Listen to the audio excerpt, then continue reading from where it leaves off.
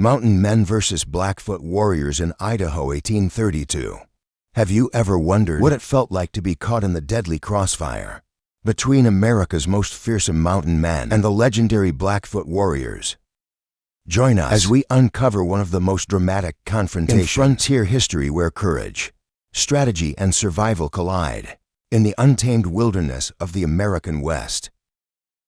Subscribe to Native Legends and History Stories for more gripping tales of frontier warfare and indigenous resistance. Hit the notification bell to never miss our episodes of Authentic American History. Eastern Idaho, 1832. The crisp mountain air shatters with a sharp crack of gunfire. Lead bullets slice through the morning mist, whizzing past the ears of a small band of Blackfoot warriors. Their hearts pound in rhythm with their horses' thundering hooves as they race across the rugged terrain, seeking any means of escape. Behind them, a group of determined American fur trappers pressed their pursuit, their weather-worn faces set with grim determination as they level their single-shot rifles and weathered pistols from atop their lathered mounts. The warriors' keen eyes spot Salvation, a small lake nestled between towering granite peaks. With no other option for escape, they drive their exhausted horses straight into the frigid mountain waters. The icy lake quickly rises to their horses' withers, the shock of cold water sending shivers through both mount and rider. But rather than surrender, the Blackfoot warriors turn in their saddles, their powerful bows drawn with deadly precision. The pursuing trappers pull their horses to a sudden halt at the water's edge. Though eager for the kill, they're experienced enough to know the folly of charging into deep water with loaded firearms. They retreat to the natural cover of the lake's rocky shore, where weathered boulders and thick timber provide protection from the warriors' arrows. Tense standoff ensues. The trappers, confident in their superior position, exchange sporadic shots with their waterlogged quarry. Victory seems assured until a flash of movement catches their eye. One Blackfoot warrior, mounted on an exceptionally swift pony, breaks away from the group. His horse's hooves barely seem to touch the ground as he vanishes into the terrain, heading toward what the trappers will soon discover is the main Blackfoot camp mere miles away. Within minutes, the ground trembles under the weight of hundreds of mounted Blackfoot warriors pouring over the hilltop. At their head rides Chief Eagle Ribs, his impressive buffalo horn headdress marking him as one of the elite members of the Buffalo Society. His face is painted for war, his features set in a mask of controlled fury as he leads his warriors to rescue their trapped brethren. The tables turn dramatically. The trappers' confidence evaporates as they face the full might of the Blackfoot Nation, the undisputed masters of the northern plains. This is no ordinary tribe, but a powerful force that has dominated these territories through decades of ruthless expansion. Since acquiring horses in the 17th century, they have transformed into the most feared warriors of the region, their very name sending chills down the spines of even the most hardened mountain men. The trappers know all too well the stories of what happens to those who fall into Blackfoot hands alive. Death in battle would be a mercy compared to the fate that awaits captured enemies. As arrows rain down and bullets whiz past, the once confident trappers have no choice but to abandon their attack. They wheel their horses around and flee toward their distant camp. The thunder of pursuing hoof beats, spurring them to even greater speed. The hunters have become the hunted, and the real battle is about to begin. Minutes before the fleeing riders burst into camp, life had followed its usual peaceful rhythm. Men moved about their daily routines, mending torn clothing, cleaning rifles, repairing worn saddles. The smell of coffee and bacon still lingered in the morning air as trappers counted their supplies and prepared for another day in the wilderness. Then came the thundering of hooves, the shouts of warning, and within moments, the entire camp transformed from tranquil industry to frantic preparation for battle. The trappers now faced a fight for survival against hundreds of battle-hardened Blackfoot warriors in the untamed wilderness of the Idaho mountains.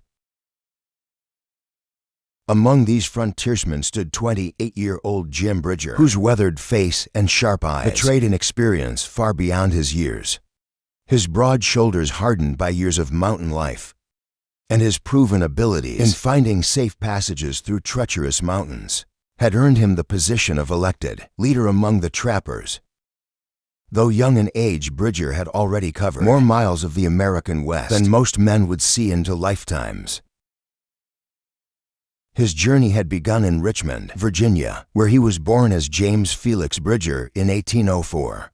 Like countless other young Americans in the early 1800s, he had ventured westward, driven by dreams of fortune and adventure. From his earliest days on the frontier, he quickly mastered the essential skills of survival, tracking, hunting, and reading the countless signs of danger that meant the difference between life and death in the wilderness. In 1823, Bridger joined the historic Ashley's expedition, where 100 determined fur trappers set out from St. Louis into the unknown wilderness. Armed with his rifle and the confidence of youth, he quickly proved his worth by distinguishing himself among the veteran trappers. This first venture would test the young man's mettle in ways he could never have imagined. The defining moment came when he and another trapper, John Fitzgerald, were assigned to stay behind with the grievously wounded Hugh Glass. The veteran trapper had suffered a horrific attack from a mother grizzly bear, his body torn and mangled so severely that death seemed certain within hours. For days and nights, Bridger and Fitzgerald maintained their vigil in hostile territory. They treated Glass's wounds as best they could, using the limited medical knowledge available. Frontiermen, every snapped twig and rustling leaf raised the specter of lurking native warriors. They took turns keeping watch, while Glass clung to life with stubborn tenacity. His labored breathing and occasional groans, the only signs that death hadn't yet claimed him. Their supplies dwindled dangerously low, and the constant threat of hostile warriors weighed heavily on their minds. The bitter cold and constant fear gradually wore down their resolve. After another sleepless night, punctuated by wolf howls and distant war cries, they made a decision that would haunt them both. Taking Glass's essential survival tools, items they rationalized would be wasted on a dying man, they abandoned him to what they believed was his inevitable fate. The two men retreated to civilization, their consciences heavy but their lives intact. Bridger found work with another fur company, while Fitzgerald enlisted in the army. But Hugh Glass refused to die. In one of the most extraordinary feats of human endurance, he crawled and stumbled hundreds of miles through hostile territory to the nearest fort. His mangled body somehow healed, through sheer force of will, surviving on whatever meager sustenance he could find along the way. His iron determination carried him through an ordeal that would have claimed the lives of most men. When Glass recovered, his thoughts turned to revenge. He tracked down his former companions through miles of rough terrain, only to find Fitzgerald protected by his army uniform and Bridger barely more than a boy. In an act of remarkable mercy, Glass forgave them both, though the weight of that guilt would stay with Bridger for years to come. Yet even this infamous beginning couldn't deter the young man from his chosen path.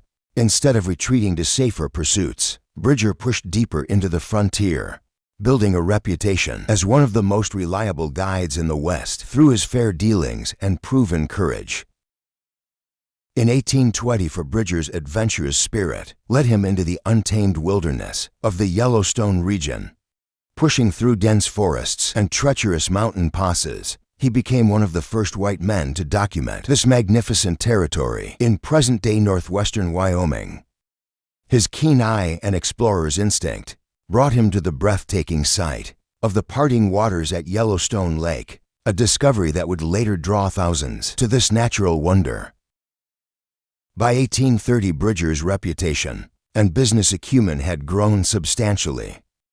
Together with several other ambitious trappers from Ashley's original 100-man expedition, he seized an opportunity to purchase legendary frontiersman Jedediah Smith's stake in their venture. This bold move gave birth to the Rocky Mountain Fur Company, a direct challenge to John Jacob Astor's dominating American Fur Company. The new enterprise represented the mountain men's fierce independence and determination to control their own destinies in the fur trade. The harsh realities of frontier economics caught up with them by 1834.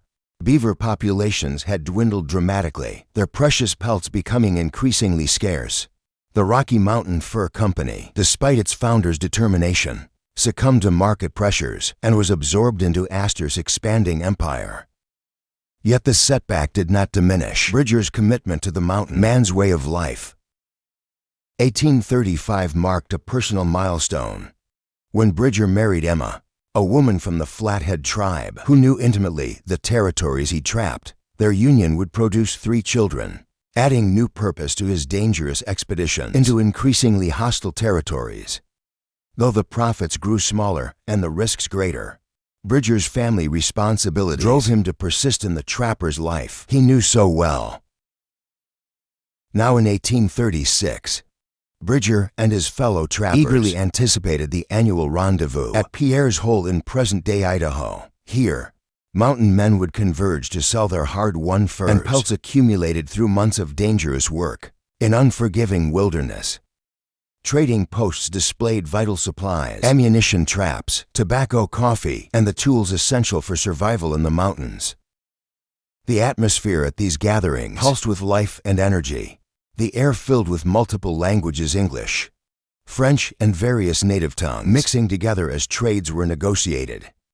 Expert hunters shared tales of close encounters with grizzlies, successful trapping spots, and routes through treacherous mountain passes. Native women prepared traditional dishes, while mountain men sampled each other's frontier. Cooking, though drinking and gambling occurred. The rendezvous maintained a spirit of necessary business and cultural exchange rather than pure revelry. The promise of these anticipated pleasures, fresh baked bread, hard cider, and most importantly, human companionship, made the approaching rendezvous seem almost tangible to Bridger and his men. But these dreams shattered as riders burst into camp at full gallop, their horses lathered with exertion. The dreaded cry of Blackfoot rippled through the camp like lightning. Bridger's response was immediate.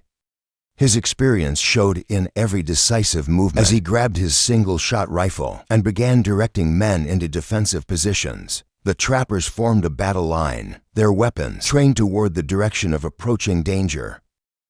In the eerie moments that followed, only the drumming of distant hoof beats and the high-pitched war cries of advancing warriors broke the tension. The Blackfoot war party materialized atop the hill, overlooking their camp, their silhouettes stark against the sky. Both sides froze in a moment of mutual assessment, the trappers counting the warriors, the Blackfoot measuring the strength of the defense before them.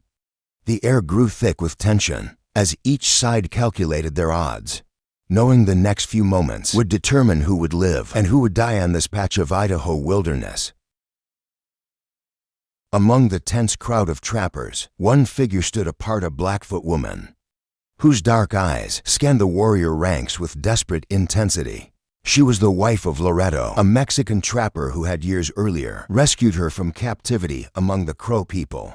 Though long separated from her tribe, the blood of the Blackfoot still ran strong in her veins, and their customs and language remained as familiar to her as breathing.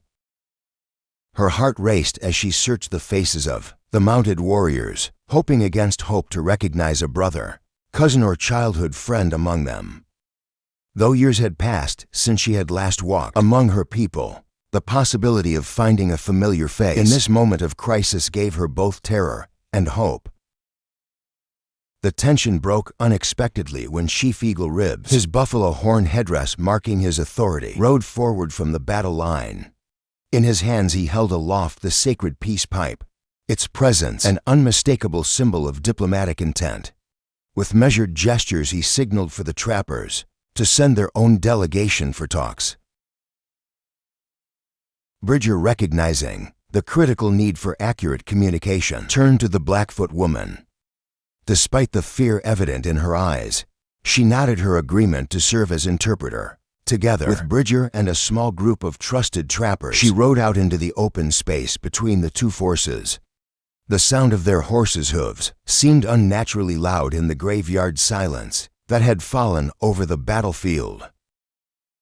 As they approached the meeting point, Bridger's experienced eye never stopped moving. He studied the warriors positioned behind Eagle Ribs, noting their weapons, their positioning, their state of readiness. With each passing moment, his unease grew stronger.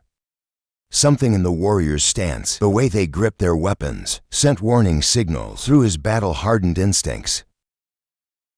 They drew within yards of Chief Eagle Ribs and his men. The chief extended his hand in the universal gesture of peace, his face a mask of diplomatic calm.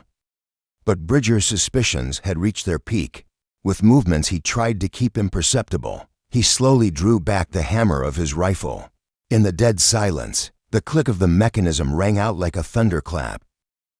Eagle Reeb's reaction was instantaneous. His hand shot out with snake-like speed, grasping the barrel of Bridger's rifle and forcing it downward. Bridger squeezed the trigger, but the bullet plowed harmlessly into the dirt.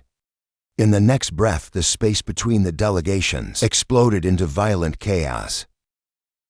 Bridger and Eagle Ribs grappled furiously atop their dancing horses, each man fighting for control of the rifle. The other trappers and warriors joined the melee, weapons forgotten, in favor of desperate hand-to-hand combat. Only the Blackfoot woman remained apart, frozen in horror at the sudden eruption of violence. Through the chaos came the distinctive whine of an arrow. In flight it struck Bridger in the lower back, with devastating force driving deep into his flesh. Before he could process the shock and pain of the first hit, a second arrow slammed into him just above the first. Eagle Ribs seized the advantage, wrenching the rifle from Bridger's weakening grasp and delivering a powerful blow that sent the trapper tumbling from his saddle. The impact was so violent that Bridger was certain his neck had snapped. The Blackfoot woman, seeing her chance in the chaos, wheeled her horse around and spurred it toward the trapper lines, where her husband and infant child waited. Her heart pounded with the hoof beats of her mount as she fled the scene of violence, torn between her two worlds, but driven by the primal need to reach her child. The Blackfoot warriors swiftly intercepted the woman's escape, their horses forming a wall between her and the trapper lines. Her composure shattered as maternal instinct took over, and she began screaming for her child, her voice raw with desperation. The warriors remained stoic until recognition dawned in their eyes. Here was one of their own, lost and now found. Chief Eagle Ribs, despite the blood still flowing from the battle, showed an unexpected mercy. He instructed her to call for her husband to bring their child. Terror and hope warred on Loretto's face as he heard his wife's call. Clutching their infant close to his chest, he stepped into the empty space between the two forces. Each step across the blood-stained ground felt like a mile, his mind racing with visions of arrows suddenly piercing his heart. Yet his love for his wife and child drove him forward, even as he steeled himself for death. To his astonishment, the Blackfoot warriors parted to let him approach.